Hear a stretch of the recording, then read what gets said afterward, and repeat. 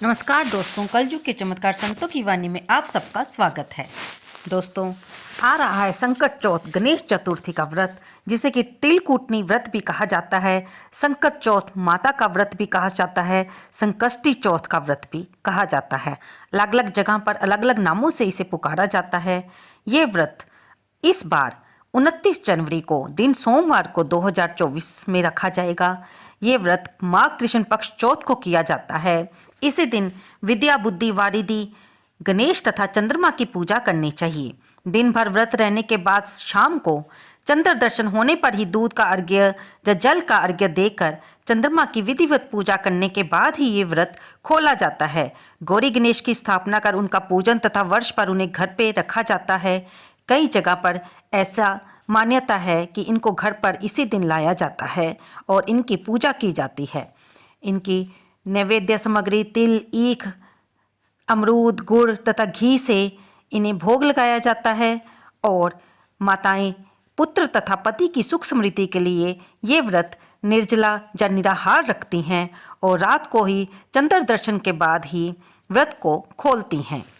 आज की वीडियो में हम यही जानेंगे कि 29 जनवरी को जो ये संकट चौथ का व्रत रखा जाएगा, ये तिथि कितने बजे से प्रारंभ होकर कब तक रहेगी और चंद्रोदय का समय कब रहेगा। हिंदू पंचांग के अनुसार इस साल माघ माह के कृष्ण पक्ष की चतुर्थी तिथि की शुरुआत 29 जनवरी को सुबह 6:10 पर होगी और इसकी समाप्ति 30 जनवरी को सुबह 8:54 पर होगी। इसलिए सूर्योदय तिथि होने के कारण 29 जनवरी को ही संकट चौथ का व्रत रखा जाएगा।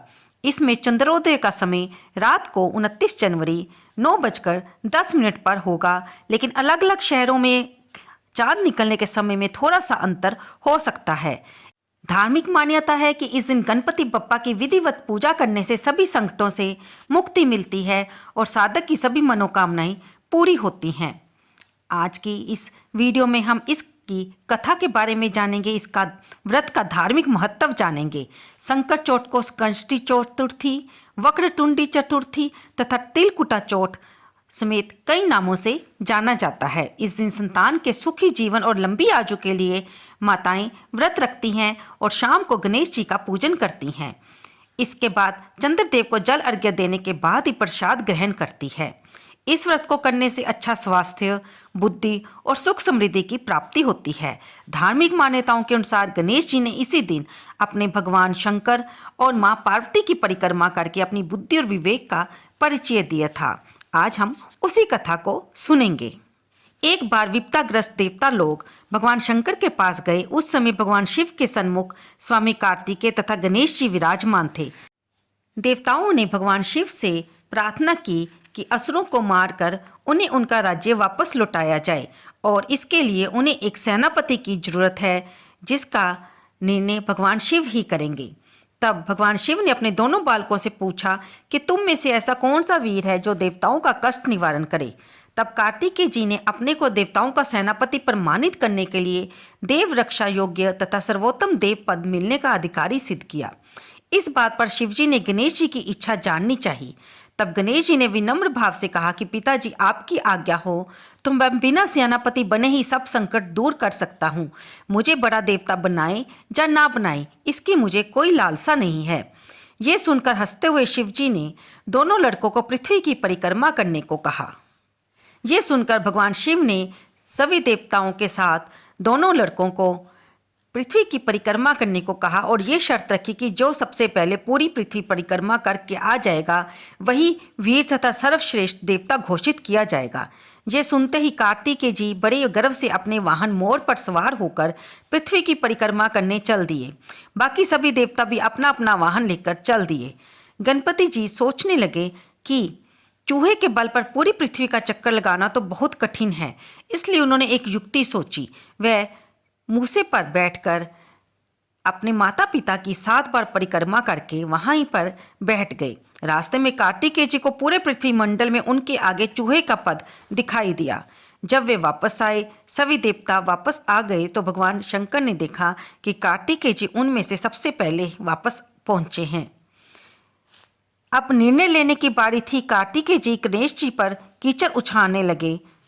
उन्होंने पूरे भूमंडल का एकमात्र पर्यटक अपने आप को बताया। इस पर गणपति जी ने शिव जी से कहा कि माता पिता में समस्त तीर्थ निहित है, इसलिए मैंने आपकी 7 बार परिक्रमाएं की हैं, जिसका अर्थ ये है कि मैंने 7 बार पूरी पृथ्वी की परिक्रमा कर ली है। गणेश जी की इस बात को सुनकर समस्त देवगणों तथा कार्तिकेय जी ने सिर झुका लिया। तब शंकर जी ने उन्मुक्त कंठ से गणेश जी की प्रशंसा की तथा आशीर्वाद दिया कि त्रिलोक में सर्वप्रथम तुम्हारी पूजा होगी। तब गणेश जी ने पिताजी की आज्ञा के अनुसार जाकर देवताओं का संकट दूर किया और भगवान शंकर ने ये शुभ समाचार जानकर गणपति जी को ये आशीर्वाद दिया कि चौथ के दिन चंद्रमा तुम्हारे मस्तक का सहरा बनकर पूरे विश्व को शीतलता प्रदान करेगा। जो स्त्री पुरुष इस तिथि पर तुम्हारा पूजन करेंगे और चंद्र अर्घ्य दान देंगे, उनका त्रिविध यानी कि दैहिक, दैविक और भौतिक ताप दूर होगा, उनके सभी कष्ट दूर होंगे और उन्हें ऐश्वर्य, पुत्र, सौभाग्य की प्राप्ति होगी। ये सुनकर सभी देवगण गणपति जी की पूजा करके और उन्हें प्रणाम करके हर्षातिरेक से अंतर्ध्यान हो गए। दोस्तों, ये थी पहली कथा जो कि हम इस दिन व्रत रखने पर सुन सकते हैं। अगर आप व्रत किसी कारण से ना भी रख पाएँ तो भी आप इस कथा को सुनकर गणपति भगवान का पूजन करके अपने इस दिन को सफल बना सकते हैं और पुण्य की प्राप्ति कर सकते हैं। अब हम सुनेंगे इसी व्रत पर सुनी जाने वाली दूसरी कथा। किसी नगर में एक कुम्हार रहता था और वह बर्तन पकाया करता था, लेकिन कुछ दिनों से आवा लगाने पर उसके बर्तन पक नहीं रहे थे, जिसके कारण वह परेशान होकर राजा के पास गया और बोला कि महाराज, ना जाने क्या कारण है कि आवा पक नहीं रहा है। तब राजा ने राज पंडित को बुलाकर इसका कारण पूछा। राज पंडित ने कहा कि हर बार आवा लगाते समय एक बच्चे की बलि देने से आवा पक जाएगा। तब राजा का आदेश हो गया, क्योंकि उस समय मिट्टी के बर्तनों की ही हर तरफ जरूरत होती थी, इसलिए बलि आरंभ हुई। जिस परिवार की बारी होती वह अपने बच्चों में से एक बच्चे को कुम्हार के घर बलि के लिए भेज देता। वहीं पर राजा की राज्य में एक बुढ़िया रहती थी जो कि विधवा थी और उसके एक ही लड़का था। बुढ़िया माता भगवान गणपति जी को बहुत मानती थी और उनके व्रत रखती थी, यानी कि वो संकट चौथ का व्रत अवश्य किया करती थी। जब बुढ़िया के बेटे की बारी आई तो वह सोचने लगी कि उसके जीवन का तो यही सहारा है और इसके बिना मैं अपनी ज़िंदगी कैसे बिताऊंगी, लेकिन राज आज्ञा के सामने वह कुछ कर नहीं सकती थी। तब उसने गणेश भगवान जी से प्रार्थना की कि उसके लड़के की रक्षा करना, और उसने लड़के को सुपारी और दुर्वा देकर कहा कि भगवान गणपति जी का नाम लेकर आवा में बैठ जाना, संकट माता और गणेश जी तेरी रक्षा करेंगे। जब बालक को आवे में बिठाया गया तो उसने गणपति जी को याद किया और बुढ़िया संकट माता के सामने बैठकर पूजा प्रार्थना करने लगी। पहले तो आवा पकने में कई दिन लग जाते थे, पर इस बार संकट माता की कृपा से एक ही रात में आवा पक गया। सवेरे कुम्हार ने देखा तो वह हैरान रह गया, आवा भी पक गया था और बुढ़िया का बेटा भी जीवित व सुरक्षित था। संकट माता की कृपा से नगर के अन्य बालक भी जी उठे। ये देखकर नगरवासियों को बड़ा आश्चर्य हुआ और राजा ने भी बुढ़िया माता को बुलाकर इसका कारण पूछा। तब माता ने बताया कि वह संकट चौथ का व्रत रखती थी, जिसके कारण गणेश जी की कृपा और संकट माता की कृपा से उसका बेटा जीवित बच गया है। तब राजा ने यह घोषणा की कि आज से इस व्रत को सभी नगरवासी मिलकर किया करेंगे, ताकि उनके सभी संकट दूर हो जाए और राज्य भी खुशहाल हो जाए। तब से ये व्रत सभी महिलाएं अपने बच्चों की लंबी आयु के लिए रखने लगी। इस व्रत को रखने से साधक के सभी संकट दूर होते हैं और घर में ऐश्वर्य, सुख, समृद्धि की प्राप्ति होती है। तो दोस्तों, ये थी संकट चौथ पर सुनी जाने वाली दूसरी कथा। आप इस वीडियो के जरिए कथा सुने, गणेश चालीसा का पाठ करें, गणेश संकट नाशन स्तोत्र का पाठ करें और गणपति जी से अपने संकटों को हरने के लिए प्रार्थना करें। शाम को भी इसी तरह पूजन करके भगवान गणपति जी को भोग लगाएं और रात को चंद्र अर्घ्य दे करके अपने व्रत को खोलें। और चंद्र अर्घ्य देने के बाद प्रसाद घर के सदस्यों में वितरित करें और खुद भी प्रसाद लेकर अपने व्रत को खोलें और उसके बाद आप भोजन कर सकते हैं। दोस्तों, व्रत को रखते हुए कुछ बातों का ध्यान रखें कि इस दिन काले और नीले वस्त्र ना पहने। आप गुलाबी, पीले रंग के, लाल रंग के वस्त्र पहन सकते हैं। चंद्र देवता को अर्घ्य देते समय ध्यान रखें कि जल की छींटें आपके पैरों पर ना पड़ें।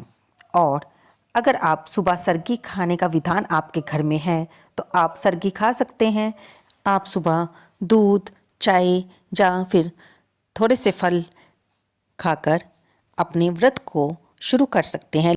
दोस्तों, सरगी जब भी खाई जाती है तो उसका समय सूर्योदय से पहले का ही होता है, जिसे कि हम तारों की छाँव में कहते हैं। सूर्योदय निकलने के बाद कुछ भी खाना व्रत में वर्जित माना जाता है। उसके बाद आप रात को चंद्र देवता को अर्घ्य देने के बाद ही अपना व्रत खोलकर प्रसाद ग्रहण कर सकते हैं। तो दोस्तों, कथा सुनने के बाद शाम को भगवान गणपति जी की आरती अवश्य करें। और आपको ये वीडियो कैसी लगी कृपया से लाइक करें, शेयर करें और कमेंट बॉक्स में जय गणपति देव भगवान लिखना बिल्कुल ना भूलें।